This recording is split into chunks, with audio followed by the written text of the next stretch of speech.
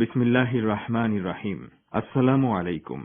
ইসলামী প্রজাতন্ত্র ইরানের বিশ্ব কার্যক্রমের বাংলা অনুষ্ঠানে আপনাদের স্বাগত জানাচ্ছি। এখন শুনবেন সূরা বাকারার 284 ও 285 নম্বর আয়াতের তেলাওয়াত ও তরজমা।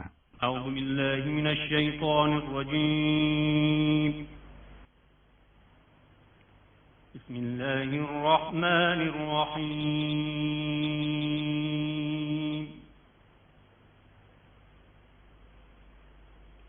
লিল্লাহি মা ফিস সামাওয়াতি ওয়া মা ফিল আরদ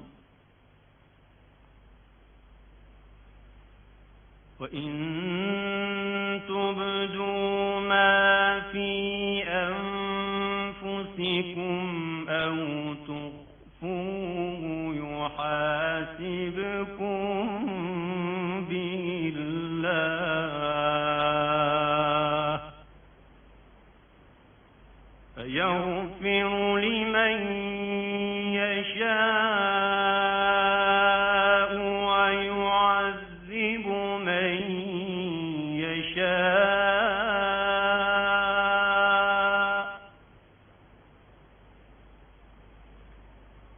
والله على كل شيء قدير.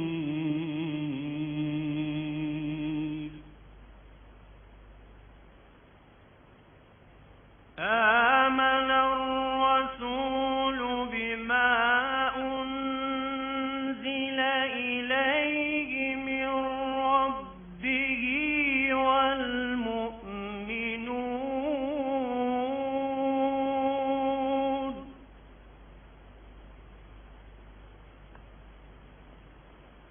كل آمن بالله وملائكته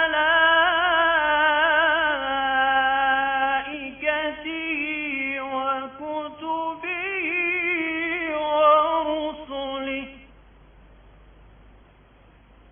كل آمن بالله وملائكته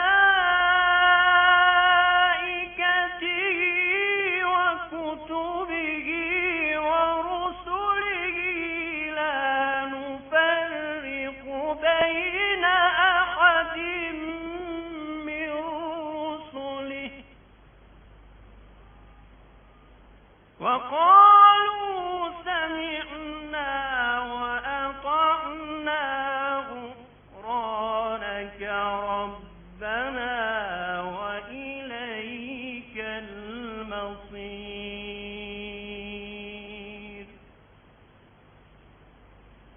صدق الله العلي العظيم. বিসমিল্লাহির রহমানির রহিম। যা কিছু আকাশ মণ্ডলীতে রয়েছে আর যা কিছু পৃথিবীতে আছে সবই আল্লাহর। তোমরা তোমাদের মনের কথা প্রকাশ করো বা নাই করো, আল্লাহ তোমাদের কাছ থেকে তার হিসাব নেবেন। তারপর যাকে ইচ্ছা তিনি ক্ষমা করবেন এবং যাকে ইচ্ছা শাস্তি দেবেন। আল্লাহ সকল বিষয়ে সর্বশক্তিমান। রাসূল বিশ্বাস রাখেন সেই সব বিষয় সম্পর্কে যা তাঁর পালনকর্তার পক্ষ থেকে তাঁর কাছে অবতীর্ণ হয়েছে, এবং মুসলমানরাও বিশ্বাস রাখে আল্লাহর প্রতি, তাঁর ফেরেশতাদের প্রতি, তার গ্রন্থসমূহের প্রতি এবং তাঁর পয়গম্বরদের প্রতি। তারা বলে, আমরা তাঁর পয়গম্বরদের মধ্যে কোনো তারতম্য করি না। তারা বলে, আমরা শুনেছি এবং কবুল করেছি। আমরা তোমার ক্ষমা চাই, হে আমাদের পালনকর্তা। তোমারই দিকে প্রত্যাবর্তন করতে হবে। সাদাকাল্লাহুল আলিয়্যুল আযীম। শ্রোতা বন্ধুরা, অর্থসহ পবিত্র কোরআনের তিলাওয়াত শুনলেন। আজ সোমবার 8 ফেব্রুয়ারি, 25 মাঘ এবং ফার্সি 20 বাহমান। রেডিওধানের শান্ত অধিবেশনের বাংলা অনুষ্ঠানে আপনাদের সবাইকে স্বাগত জানাচ্ছি। আমি মোহাম্মদ আবু সাইদ। এই অনুষ্ঠান শুনতে পাচ্ছেন বাংলাদেশ ও ভারতের শর্টওয়েভ 31 মিটার ব্যান্ডে 9440 কিলোহার্টজে এবং সৌদি আরবে 31 মিটার ব্যান্ডে শর্টওয়েভ 9870 কিলোহার্টজে। ইন্টারনেটে আমাদের অনুষ্ঠান শুনতে এবং ওয়েবসাইট ভিজিট করতে লগ ইন করুন parstoday.com/bn। আমাদের কাছে ইমেল করার ঠিকানা radioteheran1982@gmail.com। এবারে আজকের অনুষ্ঠান সূচি জানিয়ে দিচ্ছি। শুরুতেই থাকছে যথারীতি বিশ্ব সংবাদ। এতে থাকবে ঢাকা ও কলকাতা থেকে আমাদের সংবাদদাতার পাঠানো দুটি রিপোর্ট। এরপর থাকবে সংবাদ বিশ্লেষণমূলক অনুষ্ঠান দৃষ্টিপাত। সরকার ও গণমাধ্যমের উপর মার্কিনীদের অনাস্থা এ সম্পর্কে দৃষ্টিপাতের প্রথমেই শুনতে পাবেন একটি সংবাদ ভাষ্য। এদিকে বান্দরবান জেলার আদিবাসী সম্প্রদায়ের মানববন্ধন সম্পর্কে বিস্তারিত জানাবেন ঢাকা থেকে আব্দুর রহমান খান। দৃষ্টিপাতের পর শুনবেন ইরানের ইসলামী বিপ্লবের গৌরবময় ৪২ বছর উপলক্ষে বিশেষ আলোচনা। এরপর থাকবে নিয়মিত পরিবেশনা কথাবার্তার পর শুনতে পাবেন চিঠিপত্রের আসর প্রিয়জন। সবশেষে শুনতে পাবেন সংক্ষিপ্ত সংবাদ। তবে সবকিছুর আগে এখনকার মতো শুনুন সর্বশেষ বিশ্ব সংবাদ।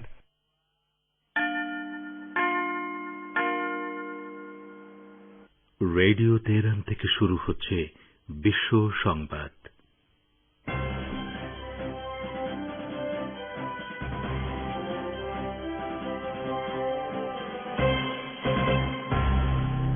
শুরুতেই সংবাদ শিরোনাম।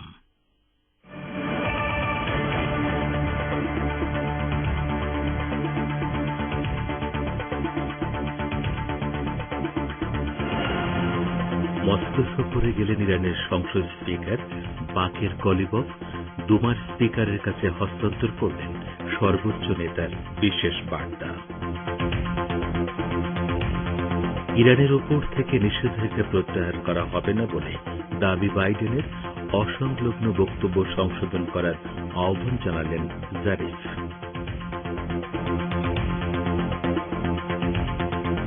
বাংলাদেশে খালেদা জিয়ার কারাবন্দিত্বের ৩ বছর পূর্তি, তাকে সম্পূর্ণ মুক্তি দেওয়ার দাবিতে প্রতিবাদ কর্মসূচি পালন করল বিএনপি।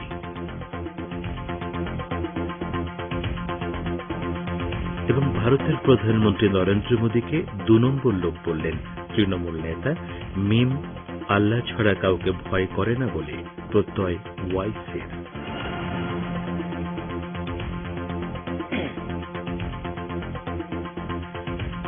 আসসালামু আলাইকুম। এতক্ষণ গুরুত্বপূর্ণ সংবাদ শিরোনাম শুনলেন। এবারে বিস্তারিত বিশ্ব সংবাদে আপনাদের স্বাগত জানাচ্ছি। আমি গাজী আব্দুর রশিদ। ইসলামী প্রজাতন্ত্র ইরানের সর্বোচ্চ নেতা আয়াতুল্লাহিল উজমা খামেনেইর একটি গুরুত্বপূর্ণ বার্তা আজ রুশ সংসদ দুমার স্পিকার ভিয়াচিস্লাভ ভলোদিনির কাছে হস্তান্তর করা হয়েছে। রাশিয়া সফররত ইরানের সংসদ স্পিকার মোহাম্মদ বাকের কলিবফ এই বার্তা হস্তান্তর করেন। দুমার স্পিকার বার্তাটি রুশ প্রেসিডেন্ট ভ্লাদিমির পুতিনের কাছে পৌঁছে দেবেন। বার্তাটি দুই দেশের কৌশলগত সম্পর্ক বিষয়ক বলে তিনি জানান। ইরানের সংসদ স্পিকার হিসেবে নির্বাচিত হওয়ার পর প্রথম বিদেশ সফরে এখন রাশিয়ায় রয়েছেন কলিবফ। তিনি বলেছেন, ইরানের সর্বোচ্চ নেতা দুই দেশের মধ্যে সম্পর্ক আরও বাড়ানোর উপর জোর দিয়েছেন। ইরানের স্পিকার বলেন, আন্তর্জাতিক পরিবর্তনশীল পরিস্থিতির কোন প্রভাব দুই দেশের সম্পর্কের উপর পড়বে না। আর এ বিষয়টির উপর জোর দিতেই তিনি সেদেশ সফর করছেন বলে জানান কলিবফ। রোববার রাতে একটি উচ্চ ক্ষমতা সম্পন্ন প্রতিনিধি দল নিয়ে রাশিয়া সফরে গেছেন ইরানের সংসদ স্পিকার। মার্কিন প্রেসিডেন্ট জো বাইডেন ইরানের পরমাণু সমঝোতার ব্যাপারে তার দেশের কর্মকর্তাদের তেহরান বিরোধী বক্তব্যের পুনরাবৃত্তি করেছেন। তিনি সিবিএস নিউজ নেটওয়ার্ককে দেয়া এক সাক্ষাৎকারে বলেছেন, আমেরিকা ইরানের বিরুদ্ধে আরোপিত কোন নিষেধাজ্ঞা প্রত্যাহার করবে না। তিনি ইরানের পরমাণু সমঝোতা থেকে আমেরিকার একতরফাভাবে বেরিয়ে যাওয়া এবং এই সমঝোতার ব্যাপারে আন্তর্জাতিক আইন লঙ্ঘনের প্রসঙ্গ এড়িয়ে দাবি করেছেন, ইরানকে ইউরেনিয়াম সমৃদ্ধ করার কাজ বন্ধ করতে হবে। বাইডেন দাবি করেছেন, পরমাণু সমঝোতা সম্পর্কে আমেরিকার কোন পদক্ষেপ নেওয়ার আগে ইরানকে ইউরেনিয়াম সমৃদ্ধকরণ বন্ধ করতে হবে। বাইডেন এমন সময়ে দাবি করলেন যখন ইরানের সর্বোচ্চ নেতা আয়াতুল্লাহিল উজমা খামেনেই রোববার তেহরানে এক ভাষণে বলেছেন, আমেরিকাকে আগে ইরানের বিরুদ্ধে আরোপিত নিষেধাজ্ঞা কার্যকরভাবে প্রত্যাহার করতে হবে। তা না করা পর্যন্ত ইরান ইউরেনিয়াম সমৃদ্ধ করার কাজ চালিয়ে যাবে। এদিকে ইরানের পররাষ্ট্রমন্ত্রী মোহাম্মদ জাওয়াদ জারিফ বলেছেন, তার দেশের বিরোধিতার কারণে 2015 সালে স্বাক্ষরিত পরমাণু সমঝোতায় পরমাণু কর্মসূচি ছাড়া অন্য কোনো বিষয় অন্তর্ভুক্ত করা হয়নি এবং এ ব্যাপারে আর কোনো আলোচনায় বসবে না তেহরান। তিনি IRIB 2 নম্বর টিভি চ্যানেলের এক বিশেষ টক শোতে অংশ নিয়ে এ প্রত্যয় ব্যক্ত করেন। জারিফ বলেন, আমেরিকার সাবেক ট্রাম্প প্রশাসন কোনো কারণ ছাড়াই পরমাণু সমঝোতা থেকে বেরিয়ে গেছে এবং ইউরোপীয় দেশগুলোকে এই সমঝোতা লঙ্ঘন করতে বাধ্য করেছে। বর্তমান বাইডেন প্রশাসন এখন পর্যন্ত এই সমঝোতার ব্যাপারে কোনো স্থির সিদ্ধান্ত নিতে পারেনি জানিয়ে ইরানের পররাষ্ট্রমন্ত্রী বলেন, বাইডেন প্রশাসন বিগত দিনগুলোতে পরমাণু সমঝোতার ব্যাপারে অসংলগ্ন ও খাপ ছাড়া কথাবার্তা বলেছে। তবে এসব বক্তব্য সংশোধন করে একটি স্থির সিদ্ধান্তে আসার জন্য এখনো ওয়াশিংটনের হাতে সময় রয়েছে। জারিফ বলেন, আমেরিকাকে আজ হোক কিংবা কাল এই সমঝোতায় ফিরে আসতেই হবে। লেবাননের ইসলামী প্রতিরোধ আন্দোলন হিজবুল্লাহর উপ-মহাসচিব শেখ নাইম কাসেম বলেছেন, মার্কিন সরকারের সঙ্গে আলোচনা করে কোনো লাভ নেই, তাদের সঙ্গে আলোচনার মানে হয় না।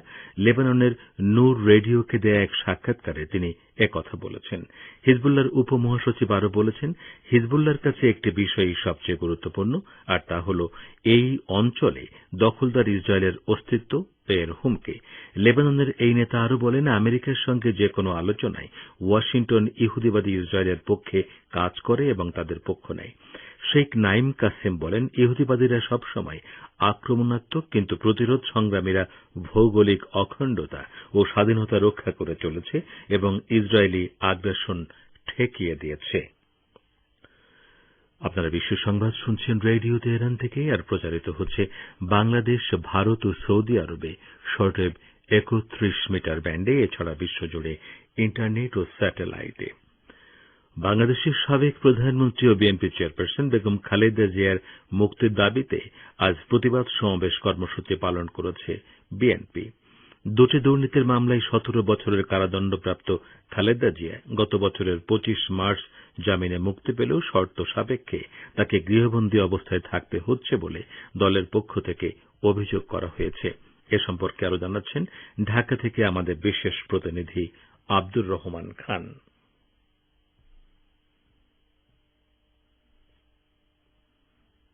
বাংলাদেশের সাবেক প্রধানমন্ত্রী বিএনপি চেয়ারপারসন বেগম খালেদা জিয়ার কারাবাসের 3 বছর পূর্তি হচ্ছে আজ সোমবার 8 ফেব্রুয়ারি। দুটি দুর্নীতির মামলায় 17 বছরের কারাদণ্ডপ্রাপ্ত বেগম খালেদা জিয়া গত বছরের 25 মার্চ কেন্দ্রীয় কারাগার থেকে জামিনে মুক্তি পেলেও শর্ত সাপেক্ষে তাকে গৃহবন্দী অবস্থায় থাকতে হচ্ছে। এদিকে তার মুক্তির দাবিতে আজ ঢাকা মহানগরী সহ দেশের সব জেলা ও মহানগরে প্রতিবাদ সমাবেশ কর্মসূচি পালন করছে বিএনপি। অপরদিকে বেগম জিয়ার শারীরিক অবস্থা বিবেচনায় তাকে উন্নত চিকিৎসার জন্য বিদেশে যেতে দেওয়ার প্রক্রিয়া এগিয়ে নিতে এবং তার জামিনের মেয়াদ বাড়াতে খালেদা জিয়ার পরিবারের সদস্যরা সরকারের উচ্চ পর্যায়ে নিয়মিত যোগাযোগ রাখছেন। আগামী 26 মার্চ জামিনের মেয়াদ শেষ হবার আগেই তা আরেক দফা বাড়ানোর আবেদন করবে পরিবার। প্রস্তুতির অংশ হিসেবে খালেদা জিয়ার আইনজীবী খন্দকার মাহবুব হোসেন, ব্যারিস্টার মাহবুব উদ্দিন খোকন সহ 4 জন আইনজীবী খালেদা জিয়ার পরিবারের সাথে সমন্বয় করে জামিনের মেয়াদ বাড়ানোর একটি খসড়া আবেদনও তৈরি করেছেন। এছাড়া চলতি সপ্তাহেই সাজা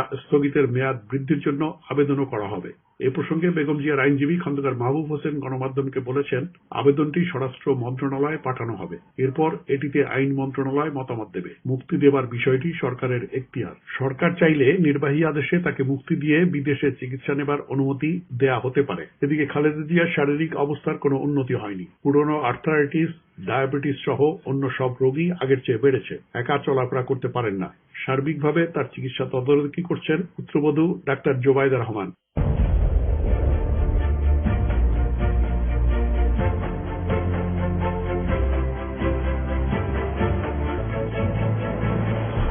রেডিও তেহরান, খবরের সঙ্গে 24 ঘন্টা। ভিজিট করুন আমাদের ওয়েব পেজ firsttoday.com/bn।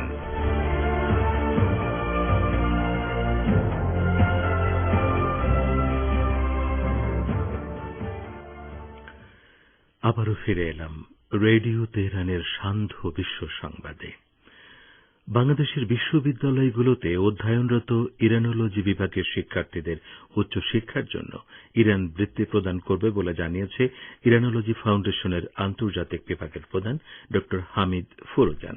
তিনি ইরানের ইসলামী বিপ্লবের বিজয় বার্ষিকী ও নারী দিবস উপলক্ষে আজ ইরান ও বাংলাদেশের যৌথ উদ্যোগে আয়োজিত এক ওয়েবিনারে এ সুখবর জানিয়েছেন। বাংলাদেশে অবস্থিত ইসলামী প্রজাতন্ত্র ইরান দূতাবাসের সাংস্কৃতিক কেন্দ্র, ইরানের সাদি ফাউন্ডেশন ও ইরানোলজি ফাউন্ডেশন, ঢাকা বিশ্ববিদ্যালয়, রাজশাহী বিশ্ববিদ্যালয়, চট্টগ্রাম বিশ্ববিদ্যালয় ও খুলনা বিশ্ববিদ্যালয়ের যৌথ উদ্যোগে এই ওয়েবিনার অনুষ্ঠিত হয়। ভারতে বিজেপি শাসিত উত্তরাখণ্ডে হিমবাহ ফেটে ভয়াবহ বিপর্যয় ইস্যুতে প্রধানমন্ত্রী নরেন্দ্র মোদীর তীব্র সমালোচনা করে তাঁকে ২ নম্বরী লোক বলে মন্তব্য করেছেন তৃণমূল নেতা কল্যাণ বন্দ্যোপাধ্যায় এমপি। আজ বিশিষ্ট আইনজীবী কল্যাণ বন্দ্যোপাধ্যায় পশ্চিমবঙ্গের হুগলি জেলার শ্রীরামপুরে ওই মন্তব্য করেন। কল্যাণ বন্দ্যোপাধ্যায় বলেন, বিজেপি সরকার সব খেয়ে নিয়েছে, ওরা শুধু তোলা তুলেছে, সেজন্য বাঁধ ভেঙে যাচ্ছে, আর ওই তোলা মোদী আর অমিত শাহকে পাঠিয়েছে। অমিত শাহ আর মোদী তা ভাগ করে খাচ্ছে। ভদ্রলোকের মতো মুখ দেখাচ্ছেন নরেন্দ্র মোদী, দাড়ি নিয়ে যেন মহাপুরুষ, কিন্তু ওর মতো একটা ২ নম্বরী লোক আপনি আর কোথাও পাবেন না। ভারতের প্রধান বিরোধী দল কংগ্রেস বিজেপি ও আরএসএসকে ভয় পায় বলে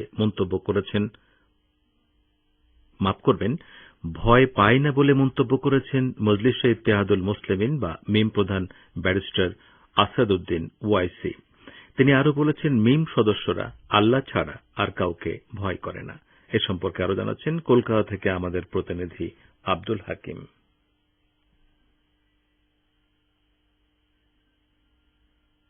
ভারতের মজলিসে ইত্তেহাদুল মুসলিমিন বা মিম প্রধান ব্যারিস্টার আসাদুদ্দিন ওয়াইসি এমপি প্রধান বিরোধী দল কংগ্রেস সম্পর্কে বলেছেন, কংগ্রেস দল বিজেপি ও আরএসএস কে ভয় পায়। গতকাল রোববার বিজেপি শাসিত গুজরাটের আহমেদাবাদে এক নির্বাচনী সমাবেশে বক্তব্য রাখার সময় তিনি ওই মন্তব্য করেন।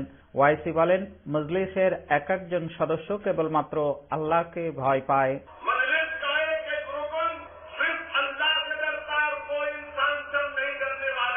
ওয়াইসি বলেন, মজলিসের এক একজন সদস্য কেবলমাত্র আল্লাহকেই ভয় পায়। প্রধানমন্ত্রী হিসেবে তাকে আমরা সম্মান করি, কিন্তু ব্যক্তি নরেন্দ্র মোদীকে আমরা কখনো ভয় পাই না এবং পাবো না ইনশাআল্লাহ তাআলা। তিনি আরো বলেন, কেউ যদি বলে মাথা নত করো, তা হতে পারে না। যদি কারো কাছে মাথা নত করতে হয়, তিনি হলেন জমিন ও আসমানের মালিক, মানুষের সামনে মাথা নত নয়। আহমেদাবাদ পৌর কর্পোরেশন নির্বাচনের আগে প্রথম জনসভায় বক্তব্য দিতে আসা ওয়াইসি বলেন, সংবিধান দিয়ে মজলিস হিন্দুত্ববাদের মুখোমুখি হবে। সংবিধান দিয়ে আমরা হিন্দুত্ববাদকে চ্যালেঞ্জ জানাবো। আহমেদাবাদ পৌর কর্পোরেশনের নির্বাচনের জন্য মিম 6টি ওয়ার্ডে 21 জন প্রার্থী দিয়েছে। ওয়াইসি প্রধানমন্ত্রী নরেন্দ্র মোদীকে কটাক্ষ করে বলেন, চীন 1000 বর্গ কিলোমিটার পর্যন্ত ভারতীয় ভূখণ্ডে অনুপ্রবেশ করেছে, কিন্তু মোদী এমনকি চীন শব্দটিও বলেননি। বলছিলেন কলকাতা থেকে আমাদের সংবাদদাতা। তিনি তার বার্তায় বলেছেন, মিম প্রধান বলেছেন, আল্লাহ ছাড়া আর কাউকে ভয় পায় না তার সদস্যরা, তবে কংগ্রেস বিজেপি আরএসএস কে ভয় পায়। ইসলামী প্রজাতন্ত্র ইরানের সর্বোচ্চ নেতার স্মৃতিকথা নিয়ে লিখিত বই খুনে দেলি কে লাল শোধ বাংলা ভাষায় প্রকাশিত হয়েছে। ইরানের সাবেক স্বৈরাচারী শাহ সরকার বিরোধী আন্দোলনের দিনগুলোতে সর্বোচ্চ নেতার কারাবরণ ও নির্বাসিত জীবন নিয়ে লিখিত বইটির বাংলা নাম দেয়া হয়েছে হৃদয়ের যে রক্ত হল চুনি রত্ন। ইরানের বার্তা সংস্থা ইরনা এ খবর জানিয়ে বলেছে, হৃদয়ের যে রক্ত হল চুনি রত্ন বইয়ে আয়াতুল্লাহ খামেনেয়ির শৈশব থেকে মধ্য বয়স পর্যন্ত সময়কার স্মৃতিচারণ করা হয়েছে, যেখানে মূলত শাহ সরকার বিরোধী সংগ্রামের কঠিন সময়গুলো উঠে এসেছে। 400 পৃষ্ঠার বইটি যৌথভাবে প্রকাশ করেছে ঢাকাস্থ ইরান সাংস্কৃতিক কেন্দ্র ও ঢাকার রোদেলা প্রকাশনী। 15 অধ্যায় বিশিষ্ট বইটি ফার্সি থেকে বাংলায় অনুবাদ করেছেন মুহাম্মদ মুজাহিদুল ইসলাম বালি এবং সম্পাদনার দায়িত্বে ছিলেন ড এম আব্দুল কুদ্দুস বাদশাহ। ইরানের ইসলামী বিপ্লবী গার্ড বাহিনী বা আইআরজিসির নৌ ইউনিটে যুক্ত হয়েছে 340টি যুদ্ধযান। আজ দক্ষিণের উপকূলীয় শহর বন্দর আব্বাসে এক অনুষ্ঠানের মধ্য দিয়ে এসব যুদ্ধযানের সংযুক্তি ঘোষণা দেয়া হয়। এ সময় উপস্থিত ছিলেন সামরিক বাহিনীর প্রধান মেজর জেনারেল মোহাম্মদ বাকেরি, আইআরজিসির commander major general Hossein Salami ও আইআরজিসির নৌ ইউনিটের কমান্ডার আলী রেজা তাংসিরি সহ আরও কয়েকজন শীর্ষস্থানীয় সামরিক কর্মকর্তা। তো শ্রোতা বন্ধুরা, আমাদের নিউজ ডেস্কে এখনকার মতো এই ছিল সর্বশেষ খবর। এতক্ষণ আমাদের সাথে থাকার জন্য অনেক অনেক ধন্যবাদ।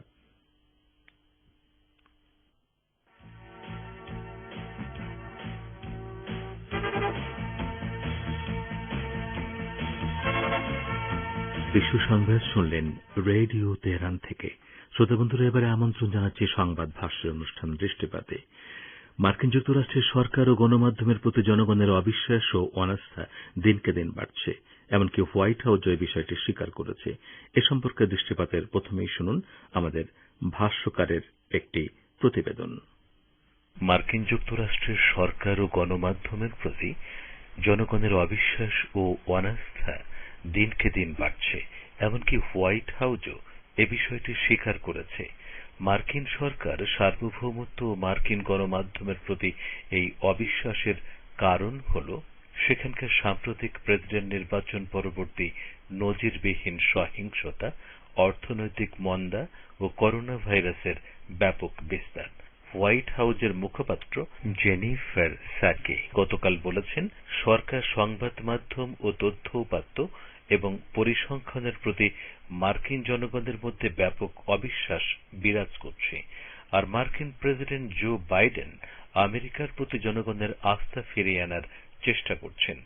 মার্কিন এই সংকটের বড় কারণই হল সাম্প্রতিক মার্কিন প্রেসিডেন্ট নির্বাচনে বিজয়ী প্রেসিডেন্ট জো বাইডেনের পক্ষে নজিরবিহীন কারচুপি হয়েছে বলে ডোনাল্ড ট্রাম্পের অভিযোগ। ট্রাম্প বলেছেন, মার্কিন রাজনৈতিক ব্যবস্থা দুর্নীতিগ্রস্ত এবং তিনি নির্বাচনে ভোট গ্রহণের ব্যবস্থাকেও প্রশ্নের সম্মুখীন করেছেন। ট্রাম্পের পরোক্ষ আহ্বান ও উস্কানিতে একদল উগ্র সমর্থক গত 6 জানুয়ারি মার্কিন কংগ্রেস ভবনে অভ্যুত্থানের স্টাইলে ভয়াবহ হামলা চালায়। আর এ বিষয়টি দেশটির রাজনৈতিক সার্বভৌমত্বের বৈধতাকে মারাত্মক চ্যালেঞ্জের মুখোমুখি করেছে। ফলে মার্কিন রাজনৈতিক ব্যবস্থার প্রতি বাড়ছে দেশটির জনগণের অনাস্থা। ট্রাম্প সরকারের উদাসীনতার কারণে দেশটিতে করোনা ভাইরাসে মারা গেছে প্রায় 5 লাখ নাগরিক ও করোনায় আক্রান্ত হয়েছে 2,80,00,000-এর বেশি মানুষ। বেকারত্ব ও অর্থনৈতিক মন্দা এবং দারিদ্র্য ও ক্ষুধাও ব্যাপক মাত্রায় বেড়েছে। আর এই অবস্থা মোকাবেলা করা এখন বাইডেন সরকারের কর্মসূচির প্রধান অগ্রাধিকারের তালিকায় রয়েছে। কিন্তু বড় সমস্যা হল মার্কিন ডেমোক্র্যাট ও রিপাবলিকানদের মধ্যে বিতর্ক এখনো চলছে। বাইডেন সরকার $1.9 ট্রিলিয়ন যে অর্থনৈতিক পরিকল্পনা নিয়েছে তার বিপক্ষে ভোট দিয়েছে সব রিপাবলিকান সিনেটর।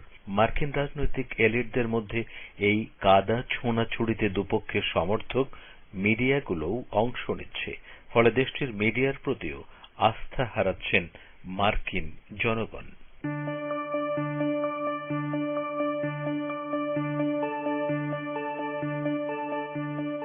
আপনারা রেডিও তেহরানের অনুষ্ঠান শুনছেন সরাসরি তেহরান স্টুডিও থেকে। ইন্টারনেটে আমাদের অনুষ্ঠান প্রতিদিন শুনুন এই ঠিকানায় parstoday.com/bn। ফেসবুক লাইভে যোগ দিন এই ঠিকানায় facebook.com/Radio Tehran BN। আমাদের কাছে ইমেল করার ঠিকানা radioteheran1982@gmail.com। ফিরছি দৃষ্টিপাতে। বাংলাদেশের বান্দরবানে আদিবাসী ম্রো সম্প্রদায় লং মার্চ করেছে। সম্পর্কে এবারে শুনুন ঢাকা থেকে আমাদের বিশেষ প্রতিনিধি আব্দুর রহমান খানের প্রতিবেদন। বাংলাদেশের পার্বত্য জেলা বান্দরবানের চিম্বুক পাহাড়ে 5 তারকা হোটেল ও বিনোদন পার্ক নির্মাণের প্রতিবাদে আবারও পদযাত্রা করেছেন আদিবাসী মোরো সম্প্রদায়। গতকাল রোববার কয়েক হাজার মোরো নারী ও পুরুষ চিম্বুক পাহাড়ের রামড়িপাড়া থেকে প্রায় 5.5 ঘন্টা লং মার্চ করে বান্দরবান জেলা শহরে রাজার মাঠে এসে মানববন্ধন ও প্রতিবাদ সমাবেশে যোগ দেন। এর আগেও কালচারাল শোডাউনের নাম দিয়ে সাংস্কৃতিক শোভাযাত্রা করেছিলেন চিম্বুক পাহাড়ের মোরো জনগোষ্ঠী। গতকাল রাজার মাঠে সমাবেশে লিখিত বক্তব্য পাঠ করে আন্দোলনের অন্যতম নেতা সিংপাত মোরো বলেছেন, তাদের কালচারাল শোডাউন সহ নানা প্রতিবাদ উপেক্ষা করে চিম্বুকের নাইতং পাহাড়ে হোটেল ও বিনোদন পার্ক নির্মাণ চলছে। এজন্য চিম্বুক পাহাড়বাসী আবারও লং মার্চ করতে বাধ্য হয়েছে। আগামী 10 দিনের মধ্যে হোটেল ও বিনোদন পার্কের প্রকল্প বাতিল এবং নির্মাণ কাজ বন্ধ করা না হলে আরো কঠোর কর্মসূচি নেওয়া হবে বলে সমাবেশ থেকে ঘোষণা দেওয়া হয়েছে। এ প্রসঙ্গে মোরদের চলমান আন্দোলনের সক্রিয় নেতা, জাতীয় মুক্তি কাউন্সিলের চট্টগ্রাম পূর্বাঞ্চলের সভাপতি অ্যাডভোকেট ভুলনলাল ভৌমিক রেডিও তেহরানকে বলেছেন, এই এক জায়গাতে আপনার মৌগোষ্ঠী আসলে কোথাও এই যে 3 পাহাড়ের আর কোথাও নেই। আপনার 5 তারা হোটেল নির্মাণের চেষ্টা চলছে, তাতে বলে ওখানকার ভারসাম্য নষ্ট হবে, পরিবেশ নষ্ট হবে এবং মৌগোষ্ঠী ওখান থেকে উচ্ছেদ হবে। এই কারণেই আমরা মূলত ওখানকার আন্দোলনটা করছি।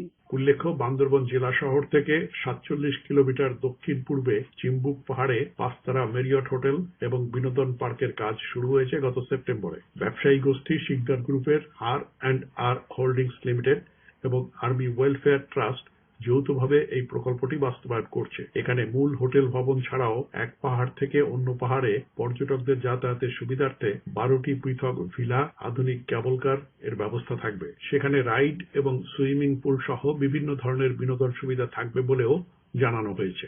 এর আগে গত 13 নভেম্বর বিকেলে চট্টগ্রাম মহানগরীর চেরাগী পাহাড় এলাকায় অনুষ্ঠিত এক মানববন্ধন ও সমাবেশ থেকেও অনতিবিলম্বে চিম্বুক পাহাড়ে এসব নির্মাণ কাজ বন্ধের দাবি জানানো হয়। প্রতিবেদনটি শুনলেন।